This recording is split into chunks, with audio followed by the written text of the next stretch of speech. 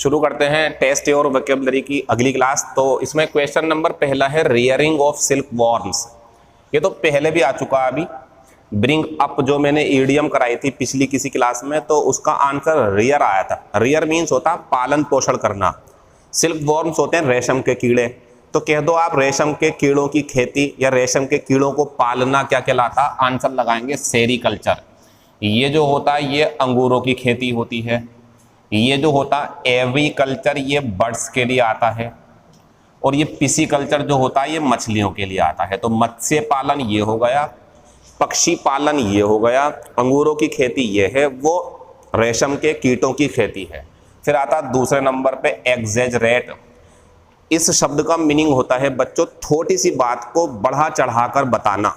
तो इसका जो आंसर रहेगा ना वो ये है। ये क्यों है? क्योंकि इसका मतलब नाउन हो तो राज्य होता, स्टेट, लेकिन जब ये वर्ब होती तो इसका मतलब वर्णन करना होता, और ओवर जिस शब्द में लग जाता वो होता ज्यादा।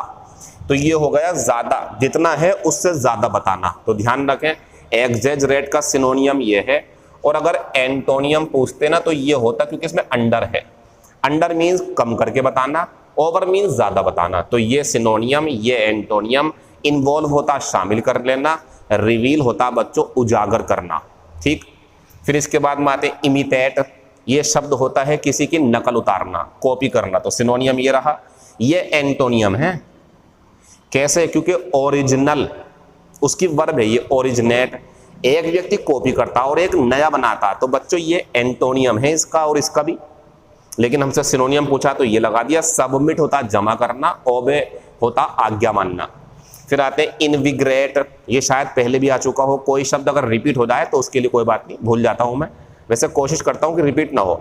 तो इनविग्रेट मीन्स होता बच्चों किसी को ताकतवर बनाना, उसके अंदर हिम्मत भर देना। तो एंटोनियम क्या रहेगा? वीकन। एंटोनियम कमजोर बनाना। कैजोल होता है लुभाना, बहलाना, फुसलाना। ओपन होता खोलना। वांडर तो पहले हो चुका, भटकना। फिर आते हैं गिव ऑफ। इसका ध्यान रखना, ये बच्चों ऐसा शब्द है जिसका मीनिंग होता उत्सर्जित करना। उत्सर्जित करने का अगर कभी मैं फिर बोल रहा हूं ऐसी कोई फ्रेजल वर्ब दोबारा रिपीट हो जाए तो उसके लिए अफसोस नहीं करना। हो सकता है कि इंटेंशनली दी गई हो। ये चेक करने के लिए कि आपने पहले पढ़ ली तो आंसर लगाया नहीं लगाया, तो टेस्ट भी हो जाएगा बीच बीच में, क्योंकि हो सकता है मैं करा चुका हूं, जानबूझ करके भी दे सकता हूं मैं आपको। तो इसका मीनिंग होता कोई गैस उत्सर्जित होना। जैसे कहीं पर कोई लाश सड़ रही हो तो उसमें से बदबू निकल रही है, फूलों में से खुशबू निकलना, तार जल रहा हो, फ्यूज हो गया उसमें से निकलना, तो ये आता है। इसका आंसर लगाएंगे हम एमिट। हाइड होता छिपाना, ओमिट होता मिटाना। जैसे ये ओमिट करना होता मिटाना। किराए होता चिल्लाना। ही इज एकस्टम्ड के साथ ध्यान रखना टू आती है। और मजे की बात यह है कि एकस्टम्ड टू के बाद आती मेन वर्ब की फर्स्ट फॉर्म, लेकिन ये जोड़ा ध्यान रखना, ग्रामर है ये। एकस्टम्ड टू के साथ आईएनजी आती है, गलत नहीं है, तो टू आएगा यहां पर। फिर आता हमारा डंकीज ईयर्स। इसका आंसर पहला हो गया।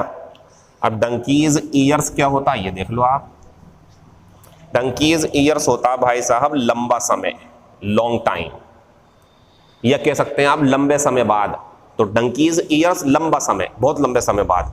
और कॉल नेम्स क्या होता पता? किसी को नाम से पुकारना। कोई छोटा बड़े को नाम से पुकारता तो वो गाली देना होता, इंसल्ट करना।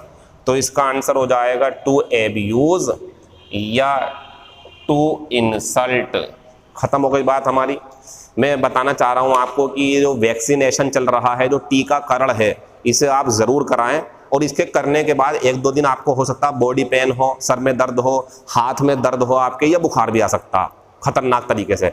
डरना नहीं है, ये सिम्टम्स हैं।